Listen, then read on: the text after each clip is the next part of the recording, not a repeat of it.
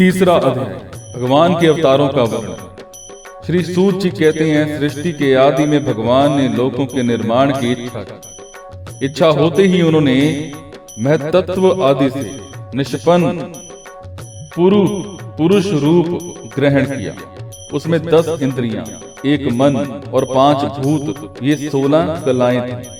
उन्होंने कारण जल में शयन करते हुए जब योग निद्रा का विस्तार किया, तब उनके नाभि सरोवर में से एक कमल प्रकट हुआ और उस कमल से प्रजापतियों के अधिपति ब्रह्मा जी उत्पन्न हुए। भगवान के उस विराट रूप के अंग प्रत्यंग में ही समस्त लोगों की कल्पना की गई है। वो भगवान का विशुद्ध सत्वमय श्रेष्ठ रूप है। योगी लोग दिव्य दृष्टि से भगवान के उस रूप का दर्शन करते हैं। भगवान का वो रूप हजारों पैर, जंघे, भुजाएं और मुखों के कारण अत्यंत विलक्षण है। उसमें सहस्त्रों सिर, हजारों कान, हजारों आंखें और हजारों नासिकाएं हैं। हजारों मुकुट, वस्त्र और कुंडल आदि आभूषणों से वो उल्लसित रहता है। भगवान का यही पुरुष रूप, जिसे नारायण कहते हैं, अनेक अवतारों का अक्षय कोश है। इसी से सारे अवतार प्रकट होते हैं। इस रूप के छोटे से छोटे अंश से देवता, पशु पक्षी और मनुष्य आदि योनियों की सृष्टि होती है। उन्हीं प्रभु ने पहले कुमार, सर्ग में सनक, सनंदन, सनातन और सनत कुमार, इन 4 ब्राह्मणों के रूप में अवतार ग्रहण करके अत्यंत कठिन अखंड ब्रह्मचर्य का पालन किया। दूसरी बार इस संसार के कल्याण के लिए समस्त यज्ञों के स्वामी उन भगवान ने ही रसातल में गई हुई पृथ्वी को निकाल लाने के विचार से शुक्र रूप ग्रहण किया। ऋषियों की सृष्टि में उन्होंने देवऋषि नारद के रूप में तीसरा अवतार ग्रहण किया और सात्विक तंत्र का, जिसे नारद 5 रात्र कहते हैं, उपदेश किया। उसमें कर्मों के द्वारा किस प्रकार कर्म बंधन से मुक्ति मिलती है, इसका वर्णन है। धर्म पत्नी मूर्ति के गर्भ से उन्होंने नर नारायण के रूप में चौथा अवतार ग्रहण किया। इस अवतार में उन्होंने ऋषि बनकर मन और इंद्रियों का सर्वथा संयम करके बड़ी कठिन तपस्या की। 5वें अवतार में वे सिद्धों के स्वामी कपिल के रूप में प्रकट हुए और तत्वों का निर्णय करने वाले सांख्य शास्त्र का, जो समय के फेर से लुप्त हो गया था, आसुरी नामक ब्राह्मण को उपदेश किया। अनसुआ के वर मांगने पर 6ठे अवतार में वे अत्रि के संतान दत्तात्रेय हुए।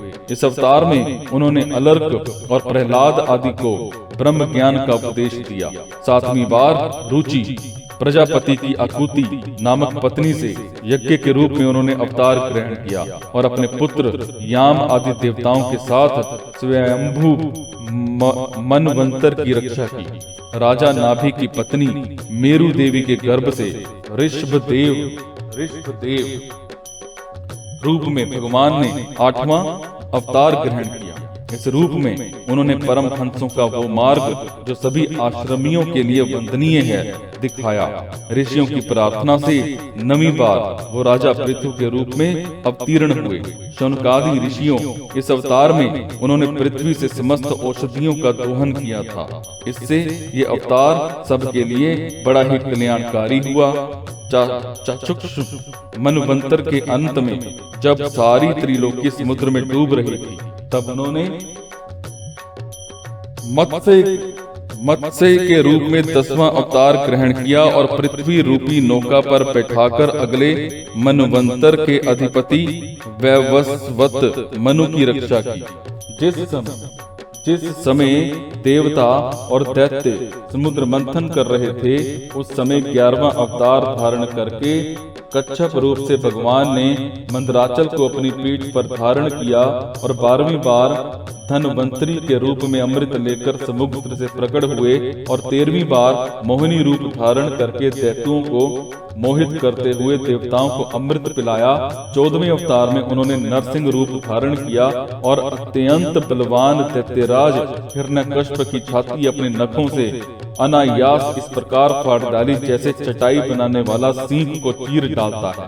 15वीं बार वामन का रूप धारण करके भगवान दैत्यराज बलि के यज्ञ में गए। वो चाहते तो थे त्रिलोकी का राज्य, परंतु मांगी उन्होंने केवल 3 पग पृथ्वी।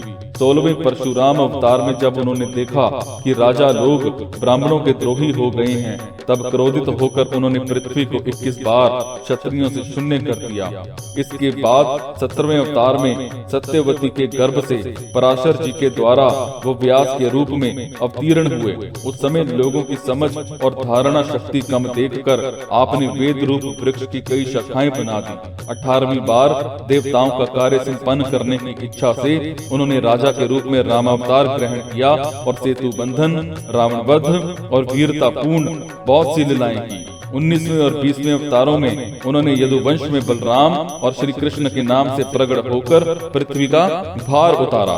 उसके बाद कलयुग आ जाने पर मगध देश में देवताओं के द्वेषी दैत्यों को मोहित करने के लिए अजन के पुत्र रूप में आपका बुद्धावतार होगा। इसके भी बहुत पीछे जब कलयुग का अंत समीप होगा और राजा लोग प्राय लुटेरे हो जाएंगे, तब जगत के रक्षक भगवान विष्णु यश नामक ब्राह्मण के घर कल्कि रूप में अवतीर्ण होंगे।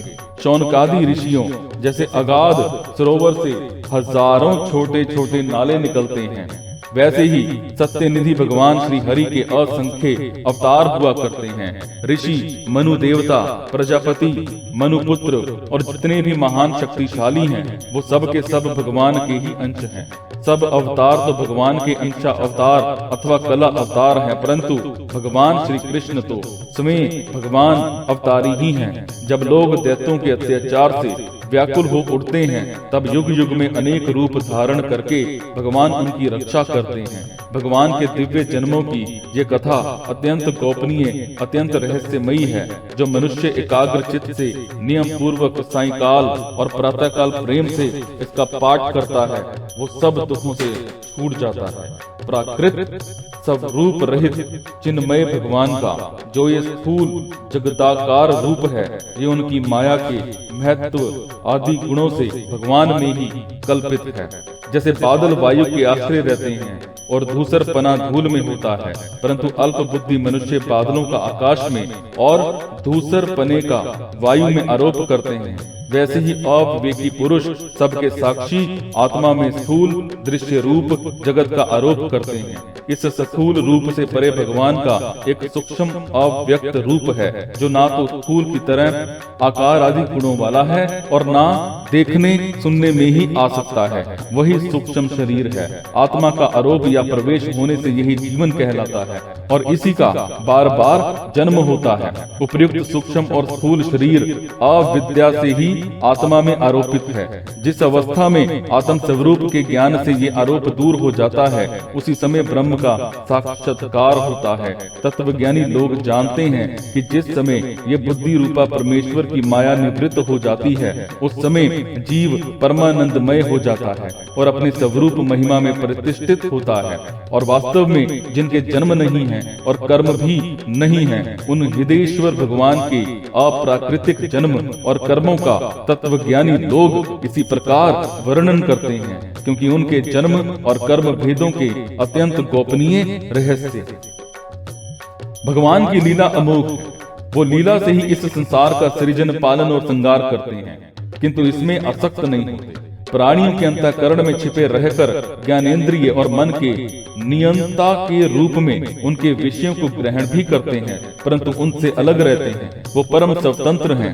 ये विषय कभी उन्हें लिप्त नहीं कर सकते। जैसे अनजान मनुष्य जादूगर अथवा नट के संकल्प और वचनों से की हुई करामात को नहीं समझ पाता, वैसे ही अपने संकल्प और वेदवाणी के द्वारा भगवान के प्रकट किए हुए इस नाना नाम और रूपों को और उनकी लीलाओं को कुबुद्धि जीव बहुत सी तर्क युक्तियों के द्वारा नहीं पहचान सकता। चक्रपाणी भगवान की शक्ति और पराक्रम अनंत है, उनकी कोई था नहीं पा सकता। वो सारे जगत के निर्माता होने पर भी उससे सर्वथा परे है।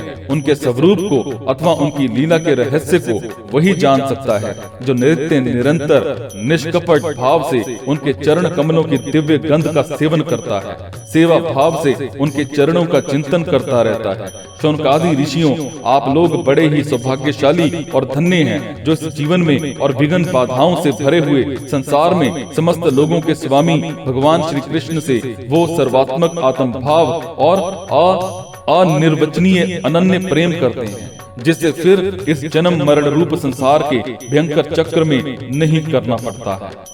भगवान वेद व्यास ने ये वेदों के समान भग वचित्र से परिपूर्ण भागवत नाम का पुराण बनाया है। उन्होंने इस श्लाघनीय कल्याणकारी और महान पुराण को लोगों के परम कल्याण के लिए अपने आत्मज्ञानी शिरोमणि पुत्र को ग्रहण कराया। इसमें सारे वेद और इतिहासों का सार संग्रह किया गया है। सुखदेव ने राजा परीक्षित को ये सुनाया। उस समय वो परम ऋषियों से घिरे हुए आमरण अनशन का व्रत लेकर के गंगा तट पर बैठे हुए थे। भगवान श्री कृष्ण जब धर्म ज्ञान आदि के साथ अपने परम धाम को पधार गए, तब इस कलयुग में जो लोग ज्ञान रूपी अंधकार से अंधे हो रहे हैं, उनके लिए ये पुराण रूपी सूर्य इस समय प्रकट हुआ है। शौनकादि ऋषियों जब महातेजस्वी श्री सुखदेव जी महाराज वहां इस पुराण की कथा कह रहे थे, तब मैं भी वहां बैठा था। वहीं मैंने उनकी कृपा पूर्ण अनुमति से इसका अध्ययन किया। मेरा जैसा अध्ययन है और मेरी बुद्धि ने जिस प्रकार इसको ग्रहण किया है, उसी के अनुसार इसे मैं आप लोगों को सुनाऊंगा।